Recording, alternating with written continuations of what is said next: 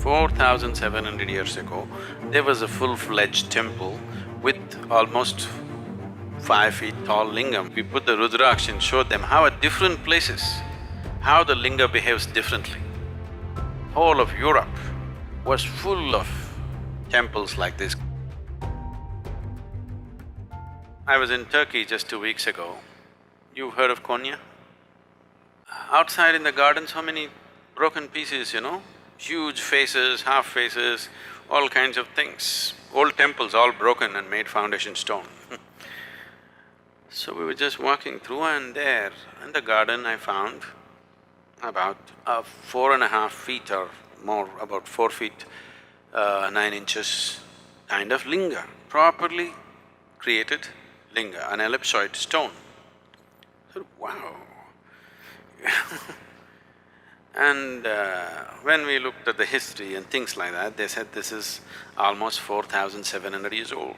4,700 years ago, there was a full-fledged temple with almost 5 feet tall lingam which was in worship. And it was consecrated that long ago, still alive. Cracked a little bit, so got disturbed, and I was just demonstrating for the few, 3-4 people who were with me. Every point in the linga is different.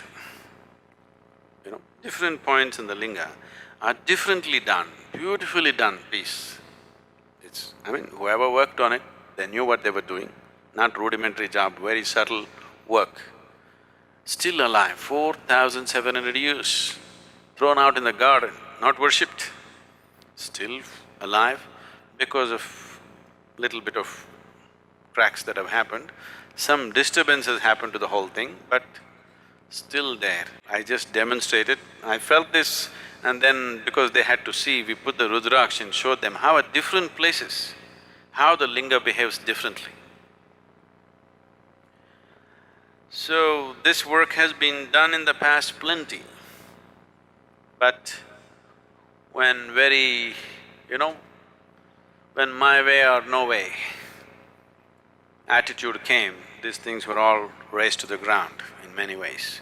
Otherwise, whole of Europe was full of temples like this, consecrated spaces like this. These eastern temples were never built as places of prayer. Even today in India, nobody ever leads a prayer in a temple. You're not supposed to pray or worship, but you're just supposed to sit there and come. The idea was people will go and sit there and benefit. This is how a temple was created. No priest, no prayer. There is a maintenance person who is now calling himself a priest. Certain families were appointed to maintain the sanctity of the place, to keep it going in a certain way. You are just supposed to go there, sit there for some time and come. In South India, this tradition is still alive. In North, it's been disturbed because the brunt of invasions North India took, South India left.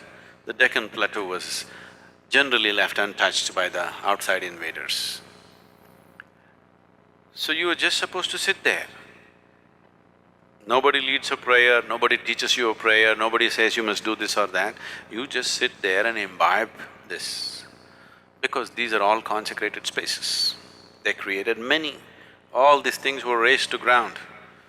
Only few that are left are generally in India and some other Southeast Asian countries. Otherwise, whole of Arabia and Europe were full of consecrated spaces.